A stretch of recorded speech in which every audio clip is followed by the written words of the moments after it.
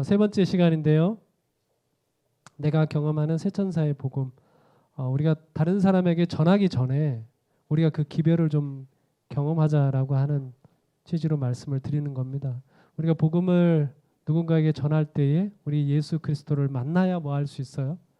예수 그리스도를 전할 수 있는 것 아닙니까?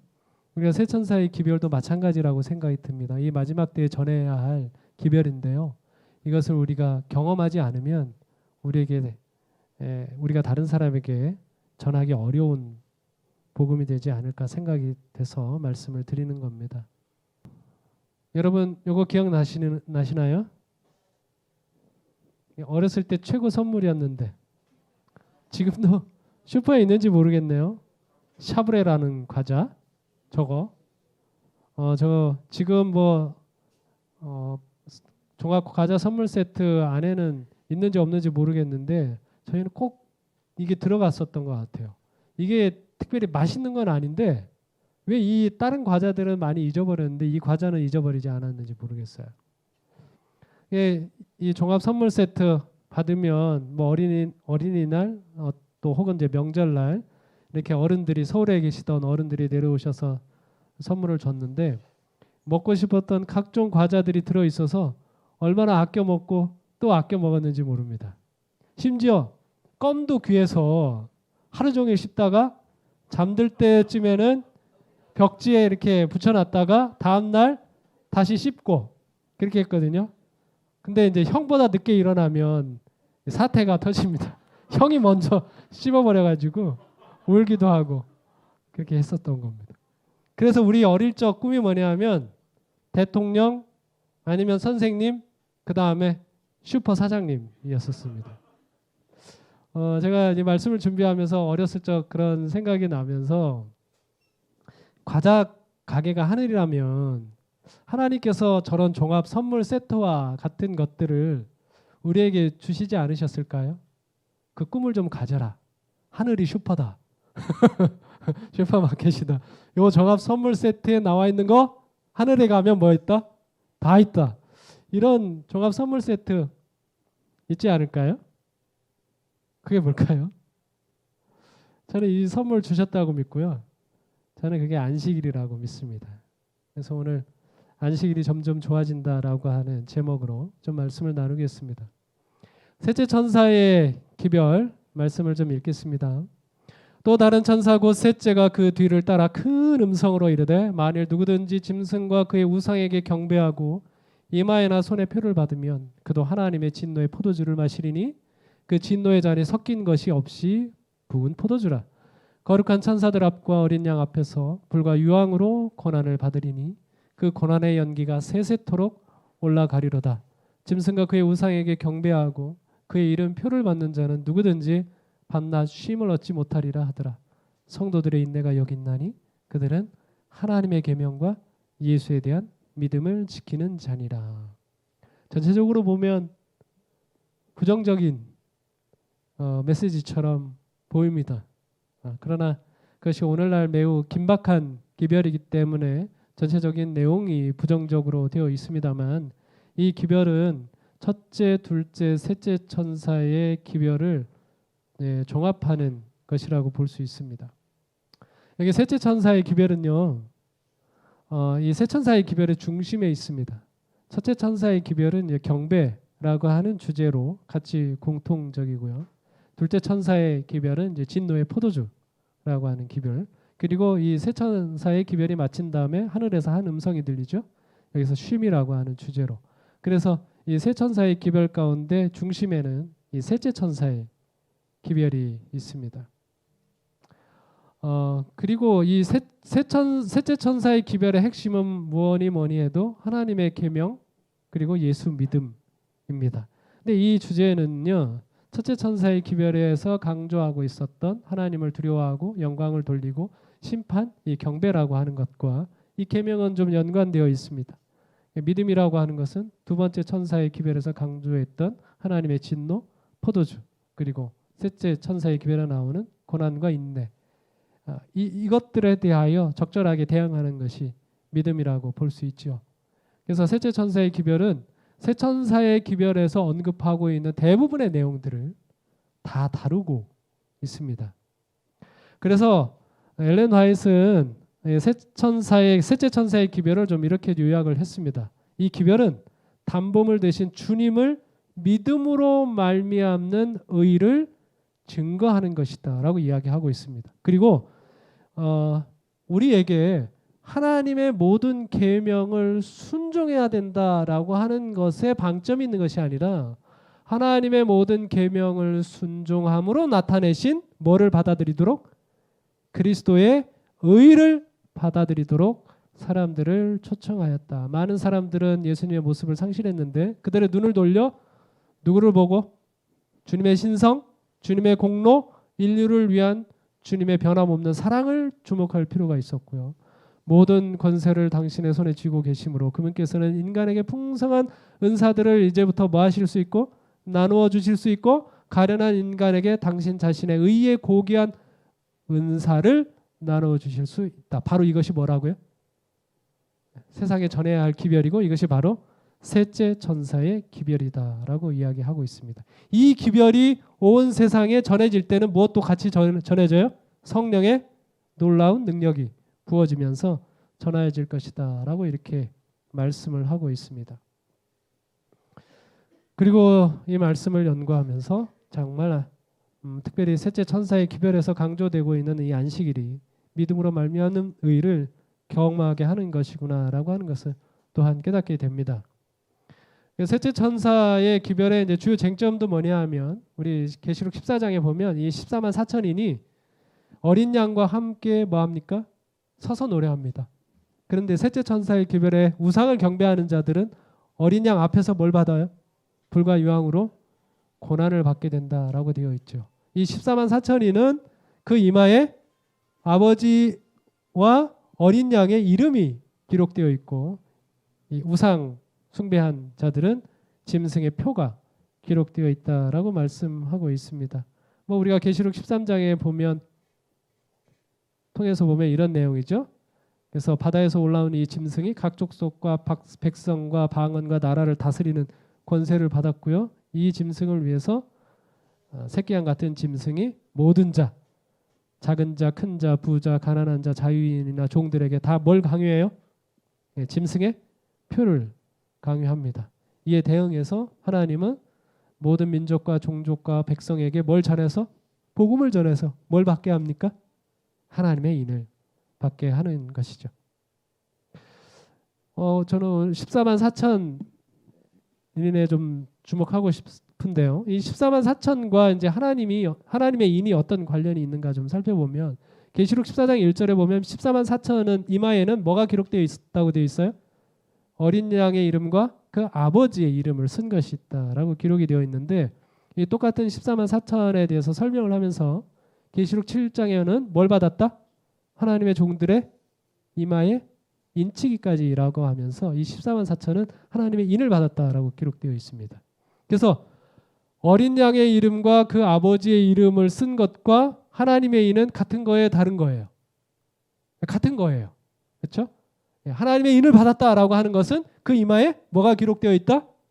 어린 양의 이름과 아버지의 이름이 기록되어 있는 것이다라고 말씀하고 있습니다. 그럼 14만 4천인이 누구일까요? 숫자가 이렇게 되어 있습니다. 12 곱하기 12 곱하기 1000으로 이루어진 숫자 있는데요. 계시록에 보면 9장에 보면 하나님의 인을 받은 사람들이 보호를 받는다라고 기록이 되어 있고 또 성경에 보면 민수기 31장에 보면 저 12지파에서 1000명씩 뽑은 12,000명의 군사들이 미디안에게 이제 원수를 갚으러 갔는데요. 거기서 성소에 기구를 보내면서 싸웠는데 완전한 승리로 끝나는 것입니다. 그래서 이 사람들은 12지파에서 1000명씩 나와 있는 이 사람들은 뭘 위한 사람들인가 하면 전쟁을 위한 사람들입니다. 그래서 우리가 14만 4천이라고 하는 숫자를 생각을 하면 그들은 하나님의 보호를 받을 것이고 또한 마찬가지로 하나님을 위하여 뭐 하는 사람? 그 하나님의 원수와 전쟁을 벌이는 그런 군사라고 하는 개념을 가질 수 있죠. 그러면서 우리 성경 전체로 보면 12지파와 제자로 이루어진 하나님의 나라, 그 교회를 상징하는 숫자이고요. 특별히 이제 제사장과 관련돼서도 제사장도 이 숫자의 이제 플랫폼으로 구성이 되어 있습니다. 24반열이죠. 한 달에 2반열씩 해가지고 이제 봉사를 하게 했고요. 그 다음에 다윗은 나라도 이 12 곱하기 12 곱하기 또 1000이라고 하는 그런 배열로 나라도 구성했던 것을 볼 수 있습니다. 그래서 나라와 제사장, 하나님의 나라와 하나님의 제사장을 상징적으로 보여주는 숫자가 뭐예요? 14만 4천입니다. 그러면 우리가 생각나는 성경절들이 있죠. 계시록 5장 9절로부터 10절에 보면 예수님께서 우리를 위하여 이 땅에 오셔서 죽으셨어요. 보혈을 흘리셨어요. 그 보혈을 흘리신 이유가 뭐예요? 보혈을 흘리신 이유가 뭐예요? 우리를 뭐 하기 위해서? 그분의 피를 통하여 우리를 사기 위해서. 사서 뭘 삼으려고? 나라와 제사장을 삼으려고요. 베드로전서 2장 9절에도 뭐라고 말씀하셨는가 하면 너희는 택하신 족속이요 왕 같은 제사장들이요 거룩한 나라요 라고 이렇게 말씀하고 있습니다.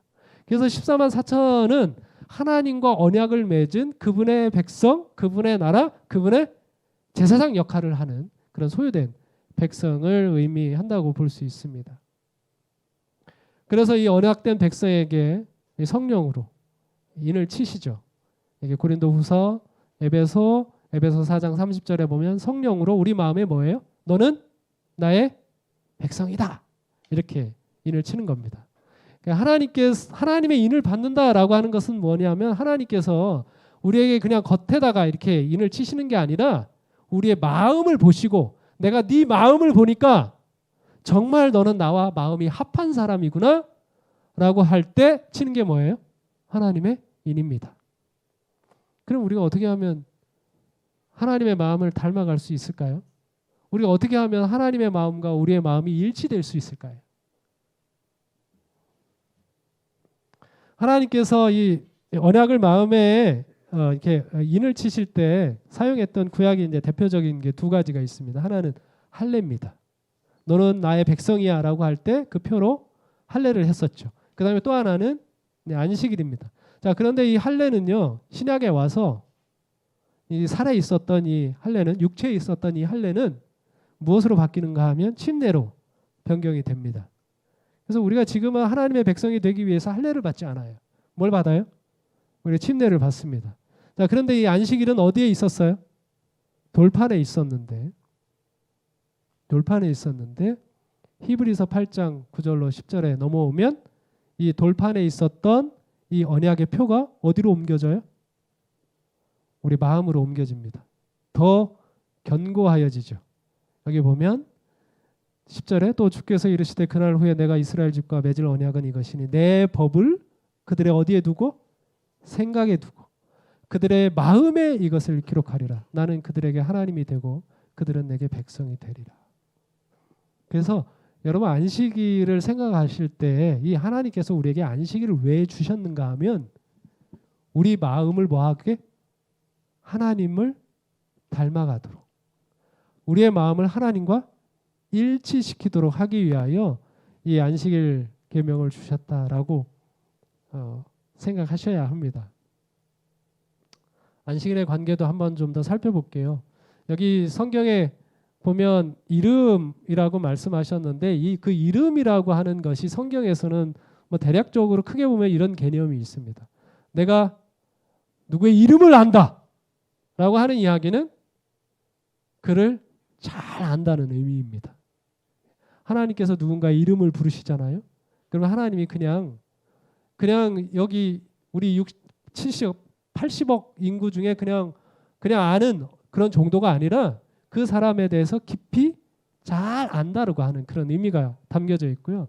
그 다음에 그 이름이 기록되어 있다라고 하는 것은 그분의 보호하심을 좀 상징해 주고 있고, 그 다음에 아까도 말했던 것처럼 그 이름은 주로 의지해서 원수들과의 싸움에서 승리한다라고 하는 의미가 담겨져 있습니다. 그래서 우리가 선과 악을 구분하기 어려운 시대에 우리가 참 하나님과 거짓 신을 구별하기 힘든 시기에 이 14만 4천은 그것을 너무나 잘 구별할 수 있는 사람들입니다. 참 하나님이 어떤 분이시고 거짓 신이 어떤 존재인지에 대해서 잘 아는 사람들이 누구예요? 네, 14만 4천인이라고 하는 것입니다. 그들은 큰 싸움에서 보호를 받을 겁니다. 그리고 그들은 승리의 주역이 될 것이죠. 그런 관점을 가지고 제가 성경에 나와 있는 이름이 들어간 구절들을 좀 찾아봤습니다. 제가 거의 모든 성경절들을 찾아보고 분류를 해봤는데요. 그 가운데 이 대표적인 성경절들을 기록한 것인데요. 그러면 이름과 관련돼서 성경에 나와 있는 구절들을 이렇게 분류해 보면 이렇게 8가지 주제로 정리할 수 있습니다. 여기 왼쪽 편에는 이제 이름에 관한 것이 나와 있는데, 그런데 제가 이 표를 보면서 이 정리를 하면서 정말 놀라운 것은 무엇인가 하면 하나님의 이름과 관련된 이 8가지 주제는 모두 뭐와 관련이 있어요? 안식일 메시지와 관련이 있습니다. 정확하게 일치합니다. 다시 말해서 우리가 알아야 할 하나님에 대한 모든 것이 안식일이라고 하는 종합 선물 세트 안에 다 담겨져 있다는 거죠. 자, 이 가운데 3가지만 예를 들어서 설명을 하겠습니다. 여기 8가지 중에 첫 번째 이제 창조와 관련된 겁니다. 여러분, 우리가 왜 안식일을 지키라고 말씀하셨어요? 하나님께서? 하나님이 어떤 분이시다? 예, 창조하신 분이시다. 하늘과 땅과 바다와 그 가운데 모든 것을 만들었기 때문이다라고 말씀하고 있습니다. 4번째 계명이 무엇을 담고 있는가 하면 종과 짐승 그리고 문 안에 머무는 개 곧 외국인에 이르기까지 쉴 수 있게 배려하도록 명하고 있습니다. 그럼 이 성경이 정말 흥미롭다고 하는 건 뭐냐 하면 이 본문이 기록된 것이 오늘날 기록된 거 아닙니다. 여러분, 오늘날 우리 집에 있는 가축, 동물 학대하면 됩니까? 안 됩니까? 안 됩니다. 우리 사업체에서 일하고 있는 노동자 학대하면 돼요? 안 돼요? 아이들 학대하면 됩니까? 안 됩니까? 때리면 요즘 체벌도 뭐예요? 체벌도 이런 이제 통제를 받을 수 있는 그런 시대에 왔거든요. 근데 이 성경이 언제 기록된 책인가 하면 기원전 15세기경에 기록된 내용입니다. 그 당시 쉼에 대한 개념은 이렇습니다. 고대 바벨론 문헌에 보면 사람은 신들의 허드렛 일을 하도록 만들어졌거든요. 그래서 쉼이라고 하는 것은 신들과 왕들에게만 해당되는 것이지 일반 사람들에게는 쉼을 보호받을 수 없습니다. 더군다나 종과 짐승과 외국인은 절대로 누릴 수 없는 겁니다. 그런데 하나님께서는 그들에게까지 뭘 보장해 준다? 안식을 보장해 줘야 한다라고 말씀하고 있는 것이죠. 그리고 그 이유를 뭐라고 설명하고 있는가 하면 내가 너도 만들었지만 누구도 만들었다? 네 아들과 딸도 만들었다. 이 종들도 만들었다. 그리고 이 가축도 내가 다 만들었다. 이 외국인도 내가 다 만들었으니 그들을 쉬게 해줘야 된다라고 말하고 있습니다. 하나님도 쉬었기 때문이라고 이야기하고 있습니다. 하나님이 복을 주었고 하나님이 거룩하게 하셨기 때문이라는 겁니다. 하나님이 누리는 것과 하나님이 주시는 것, 이 모든 것들은 다 차별 없이 받아야 한다라고 선언하고 있는 것이죠. 지금 이 창조주 이 출애굽기 20장에서 이야기하고 있는 메시지는 그겁니다. 내가 쉬었으니까 너희도 쉬어야 돼, 이렇게 말하고 있는 거거든요. 하나님으로서 누리는 모든 것, 하나님께서 뭐 하시겠다는 거예요? 우리로 하여금 누리게 하겠다는 겁니다. 하나님이 주시는 모든 것, 우리 모두가 누리도록 하겠다는 것이 이 계명 속에 포함되어 있는 것이죠. 놀랍죠? 그래서 하나님, 창조주 하나님이 어떤 분이신지를 우리에게 분명하게 알려주고 있는 것이죠. 이 안식일은 그래서 창조주를 기억하게 하는 것입니다. 여러분, 근데 이 안식일이 여러분 이제 창조 당시로 생각을 해보면 하나님께서 얼마나 이제 특별하게 하셨는지를 좀 볼 수 있습니다. 첫째 날부터 여섯째 날까지 하나님은 사람들과 어떻게 교제하셨을까? 보면 그 단서가 되는 구절이 있습니다. 창세기 3장 8절에 보면 우리 성경에 보면 날이 서늘할 때라고 번역이 되어 있는데 새번역 성경에 보면 날이 저물고 바람이 서늘할 때에 주 하나님이 동산을 거니시는 소리를 들었다. 이 구절을 통해서 우리가 추측할 수 있는 것은 무엇인가 하면 하나님이 물론 아담과 하와에게 막힘없는 교제하고 또 소통을 하시지만 첫째 날부터 여섯째 날은 주로 어떻게 했을까요? 언제? 네? 하루가 마치고 또 다른 하루로 넘어가는 그때쯤 하나님께서 찾아오셨어요. 마치 저녁이 되면 식구들이 뭐 하듯이 모이듯이 그렇게 하나님께서 교제하셨어요. 근데 안식일은 어떻게 하셨어요? 하나님께서 하루 온종일 당신의 자녀와 함께 하셨습니다. 얼마나 복된 날인지 모릅니다. 안식일은 그러한 창조주 하나님을 만나는 날입니다. 여러분 이거 아세요? 워렌 버핏과 점심 식사하면 얼마를 내면 할 수 있을까요? 워렌 버핏하고 투자의 귀재 아닙니까? 이 사람하고 점심 식사를 하는 것 작년에 이 사람이 저스틴 선이라고 하는 사람이 이제 낙찰이 돼가지고 했는데 18번 응찰을 거쳐가지고 456만 달러 우리 돈으로 하면 약 54억 원에 낙찰됐습니다. 이 워렌 버핏하고 뭐 하는데? 점심 식사하는 그 1시간을 위해서. 먹은 거는 한 뭐 20만 원 뭐 그 정도밖에 안 될 겁니다. 근데 그 시간을 갖기 위해서 54억 원을 투자한 것이죠. 뭐 이 어바웃 타임이라고 하는 저 프로그램은 우리나라 유명인들도 이제 이런 시간 경매 프로그램을 운영하는데 상당히 많은 관심을 받고 있습니다. 근데 하나님께서 뭐 하셨어요? 창조자 하나님이 우리에게 온전히 시간을 내주셨어요. 워렌 버핏에게 54억 원이라고 하는 것을 투자할 만한 가치가 있다면 우리가 하나님께 투자할 가치는 얼마나 더 될까요? 하나님께서 우리에게 그러한 시간을 내주셨습니다. 두 번째는요. 하나님께서 우리 보고 안식일을 지키라고 하면서 어떤 이야기를 하고 있는가 하면 내가 너희를 강한 손과 편팔로 뭐 했다? 구원해냈다라고 하는 그 말씀을 하고 있습니다. 하나님의 구원의 역사에 있어서 이 안식일이 우리에게 던져주는 의미가 뭘까 깊이 생각하면서 십자가를 한번 상상해 보게 됩니다. 여러분 십자가는 굉장히 우주 역사에 있어서 저는 의미 있는 사건이라고 생각이 듭니다. 두 가지 관점에서 매우 의미 있는 사건인데요. 하나는 무엇인가 하면 예수님께서 십자가에 달려 돌아가실 때 삼위일체 하나님이 뭐 하는 경험을 하셨어요? 분리되는 경험을 하셨습니다. 예수님께서 이 땅에 오셨을 때 어떤 말씀을 많이 하셨는가 하면 내가 하는 말은 내가 하는 게 아니다. 나는 누구 말을 한다? 아버지께서 주신 말을 한다. 내가 지금 하고 있는 일들은 내가 하고 싶은 일들이 아니다. 어떤 일들이다? 아버지께서 하라고 하신 일을 하시는 것이다.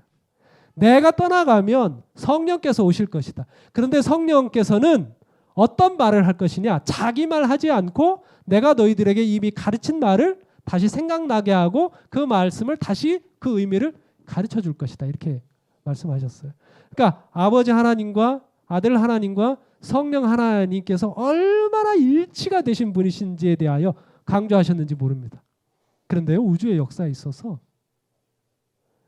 하나님 아버지와 아들 예수 그리스도와 성령 하나님이 그 사랑의 연합의 관계가 깨어진 순간이 있었습니다. 그때가 언제예요? 그때가 언제입니까? 예수님께서 십자가에서 죽으신 순간입니다. 이 우주의 역사에서 얼마나 의미가 있는 사건인지 모릅니다. 그리고요, 우주의 역사에 있어서 굉장히 의미 있는 시간이 있습니다. 모든 생명을 창조하셨고 모든 존재의 근원이 되시는 예수님께서 생명이 있는 채로는 존재하지 않은 딱 하루의 시간이 있었습니다. 그게 언제예요? 예수님이 십자가에 달려 죽으신 이후에 요셉의 무덤에 있었던 그 안식일 하루. 그 시간은 우주의 역사에 있어서 누가 안 계신 시간이에요? 맞는 말씀인지는 모르겠습니다만 생명이 있는 채로는 예수님이 뭐하지 않는 시간? 존재하지 않는 시간. 그 이유가 뭡니까? 그 이유가 뭐예요? 저와 여러분을 뭐 하시기 위하여? 구원하시기 위하여. 여러분을 너무나 사랑하셔서, 우리를 너무나 사랑하셔서 예수님께서, 하나님 아버지께서, 성령 하나님께서 그러한 희생을 치른 시간이 뭐예요? 바로 이 안식일입니다. 이 안식일이 되면 그 하나님의 놀라운 희생을 생각할 수 있는 것이죠. 그래서 치료봉사 105쪽에 있는 이 말씀 너무 좋아합니다. 예수님께서는 우리가 잃어버린 상태에 있는 동안 천국을 뭐한 곳으로 여기지 않으셨다? 바람직한 곳으로 여기지 않으셨다. 그분께서는 비난과 모욕의 생애, 수치의 죽음을 당하시기 위하여 하늘 조정을 떠나셨다. 이렇게 말씀하셨어요. 저는 이 말씀을 이렇게 번역하고 싶었어요. Place to be desired라고 되어 있는데 있고 싶은 곳 이렇게 번역하면 어떨까 그런 생각이 들었습니다. 예수님은요. 우리가 없으면 거기가 천국이 아니에요. 있고 싶지 않으셨어요. 그래서 예수님이 이 땅에 뭐 하셨어요? 우리를 구원하시기 위하여 이 땅에 오셨다고 하는 사실입니다. 한 이야기만 더 말씀을 드리겠습니다. 만나 사건입니다. 만나가 내린 사건은 이스라엘 백성들이 꼭 잊지 않고 기억하기를 바라셨습니다. 그래서 하루만 지나면 썩어버리는 이 만나를 언약궤 안에 영원히 보관하셨죠. 그런데 이 부분에서 중요하게 보아야 할 점은 두 군데 정도가 있는데 첫 번째로는 너나 조상이나 알지 못하던 만나라고 되어 있는 겁니다. 실제로 만나 뜻이 뭔지 아십니까? 만나? 만나의 뜻? 이 뜻입니다. 뭐지? 그 뜻이에요. 지금까지 본 적이 있어요? 없어요? 없어요. 지금까지 들어본 적이 있어요? 없어요? 없어요. 그것으로 뭐 하셨다는 거예요? 사람을 먹이셨다라고 하는 것입니다. 그러니까 안식일은 우리로 하여금 하나님을 믿고 하나님을 신뢰하도록 한다라고 하는 것이죠. 우리가 하나님을 믿는다고 하는 것은 우리의 생각과 한계를 그분이 뭐 하신다는 거예요? 넘어선다고 하는 것을 받아들이는 겁니다. 고린도전서 2장 9절에 있는 말씀이 그 이야기를 하고 있는 것이죠. 이건 십자가 문맥 속에 있습니다. 우리가 하나님을 믿게 된 것은 뭐냐면 하나님께서 우리를 구원하시는 방법은 우리가 지금까지 들어본 적도 없고 본 적도 없고 생각조차 해보지 못했던 그런 놀라운 은혜로운 방식으로 우리를 구원하신다는 거예요. 그 만나가 그것을 우리에게 가르쳐주는 메시지이기도 하고요. 그 다음에 사람이 떡으로만 사는 게 아니라는 말씀입니다. 여러분 이 만나의 교훈은 매우 중요한 교훈인데요. 우리 믿음이 성장하지 못하는 주된 이유가 뭘까요? 우리 믿으면 구원을 얻지 않습니까? 그런데 그 믿음이 성장할 수 있는 역동적인 그런 구원할 수 있는 믿음이 되어야 하는데 믿는다고 말은 하면서 그냥 명목상의 믿음만 가지고 있는 이유가 뭘까요? 예수님께서 그 원인을 산상수훈에서 생활의 염려라고 말씀하셨습니다. 무엇을 먹을까? 무엇을 마실까? 무엇을 입을까? 이걸 염려하기 시작하면 믿음이 커요? 안 커요? 믿음이 안 커요. 믿음이 작아져요. 그래서 예수님께서 당부하시는 건 뭐였는가 하면 그러므로 너희는 먼저 뭐하고? 그의 나라와 그의 의를 구하라. 그리하면 이 모든 것, 너희들이 염려하는 모든 것 다 더해 주실 것이다 라고 말씀하고 있는 거죠. 만나에서 이스라엘 백성들이 그것을 경험하게 됐습니다. 저는 안식일에 대한 이제 좋은 기억을 가지고 있는데요. 제가 이 사진은 제가 기억하고 있는 어머니의 건강하신 마지막 모습입니다. 제가 앤드루스로 유학을 가기 직전에 천성교회에서 칠순 생신 축하해 주는 장면인데요. 이게 2012년 4월 중순입니다. 제가 앤드루스로 떠나고 아까 말씀드렸듯이 이제 폐선암 진단을 받으셨는데요. 그리고 이듬해 3월 1일에 돌아가셨습니다. 근데 사실 저희 어머니는 52세 가을에 절망적인 선고를 받으셨습니다. 병원에 실려 들어가셨는데 척추 세 군데, 골수에 암이 생기셨어요. 근데 척추뼈가 뭐 한 굵기가 이 정도 되지 않습니까? 그런데 그 암이 생긴 그 부분에 살아있는 뼈가 칼국수 한 가락 정도밖에 남지 않았다고 그런 진단을 받으셨어요. 그래서 이제 조금이라도 움직이다가 그게 부러지면 바로 돌아가신다는 겁니다. 그래서 보통 이제 암 선고를 받더라도 뭐 3개월이든지 6개월이든지 이렇게 시한부 진단을 받는데 저희 가족은 장례식을 바로 준비하라고 그렇게 이야기를 들었습니다. 온 가족 멘붕이 왔죠. 이제 그때 이제 어머니께서 용기를 내셨습니다. 여기서 이대로 죽을 수 없다. 그리고 이제 자신의 삶을 정리하겠다고 하시면서 요양병원에 가시고자 하셨습니다. 병원이 극구 말렸습니다. 그런데 어머님의 고집이 대단하셨고요. 우리 모두 가족이 좀 합의를 해서 병원에 합의서를 써줬습니다. 그리고 이제 119 구급차에 실려서 하동에 있는 요양병원에 가셨습니다. 거기서 정말 기적적으로 도착을 했는데요. 거기서 이제 꼼짝없이 누워서 천장만 바라보면서 이제 지냈습니다. 회개의 시간을 보냈습니다. 저희 어머니가 얼마나 많은 눈물을 흘렸는지 몰라요. 그리고 얼마 후에 몸이 어느 정도 회복되는 것을 느꼈습니다. 그리고 저희 어머님이 매 안식일 새로운 것을 시도하기 시작을 했습니다. 천장만 보시다가 몸이 좀 어느 정도 회복이 되니까 옆으로 돌아 눕기, 손을 짚고 상체를 들어보기, 손을 짚고 앉아보기, 부축을 받아 일어서 보기, 그 다음에 걸어보기, 그리고 교회 가보기. 3개월 동안 그곳에 계셨는데요. 얼마나 몸이 건강하게 회복됐는지. 거기서 들어갈 때는 이제 119 구급차에 막 줄로 이렇게 묶여가지고 꼼짝 못하도록 해서 들어가셨는데 나올 때는 이제 스스로 걸어 나오셔서 승용차를 타고 앉아서 그 먼 길을 이렇게 올라오셨습니다. 그 이후로 계속 건강이 회복되셔서 19년간 사시면서 작은 아들인 저를 결혼시켰고 3명의 손주를 더 받으셨고요. 제 아내 산간도 해주고 아이들도 심지어 업어서 키우셨습니다. 그래서 저는 이 안식일이 되면 그런 능력을 베풀어 주시는 이 하나님에 대해서 기억하게 됩니다. 때로 모든 사람이 그런 경험을 하는 것은 아닙니다. 그러나 우리 하나님께서 얼마든지 뭐 하실 수 있다는 거예요.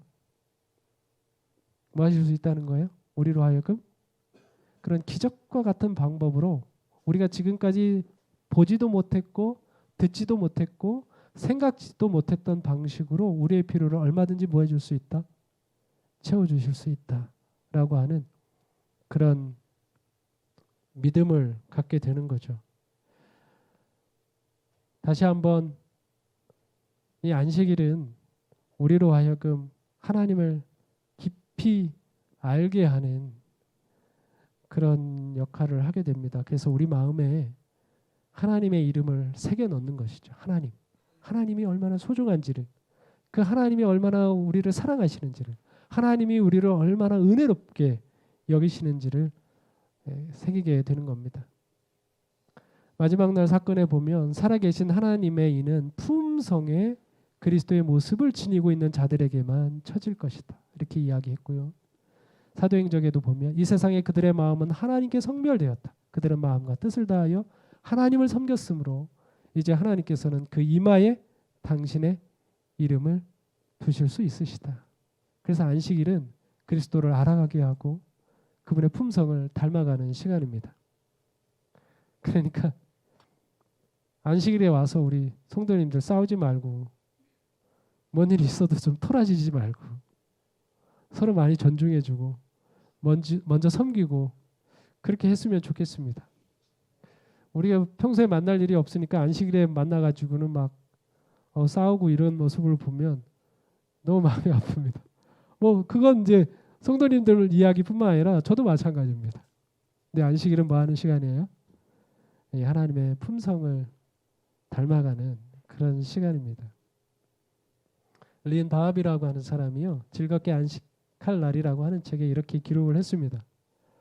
우리 삶 가운데서 하나님의 발자국을, 일상의 모든 사건에서 하나님의 손자국을 발견한다면 우리 인생은 무한히 풍요로워질 것이다.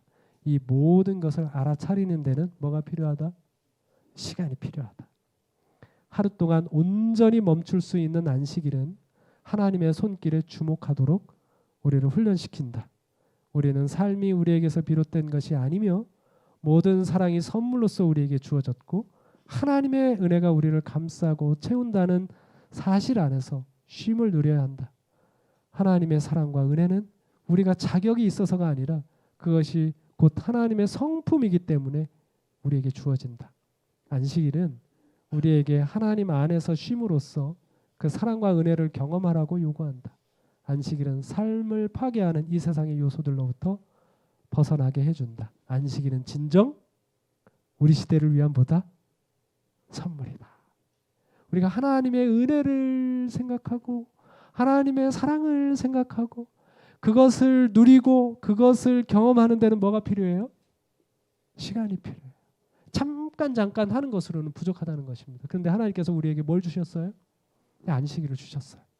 그 안식일을 주셔서 그 하루 온종일 동안 하나님께서 우리에게 베풀어 주시는 그 은혜를 우리가 경험하고 하나님의 사랑을 우리가 느끼고 그 사랑을 실제로 다른 사람들과 나누면서 그것이 배가 되고 하나님의 은혜를 다른 사람에게 베풀면서 그 은혜가 더욱 풍성해지는 경험을 하도록 하기 위해서 하나님께서 우리에게 주신 선물이에요. 그래서 저는 지난 안식일보다 오늘 안식일이 더 좋습니다. 왜냐하면 지난 안식일보다 우리 하나님의 품성에 대해서 좀 더 알게 되었기 때문입니다. 그리고 다음 안식일은 뭐 할까요? 더 좋아집니다. 왜냐하면 그 안식일을 통해서 또 하나님의 품성에 대해서 더 깊이 알게 되겠기 때문입니다. 우리 성도님들에게도 매 안식일이 그렇게 경험되기를 바라면서 말씀을 마치겠습니다.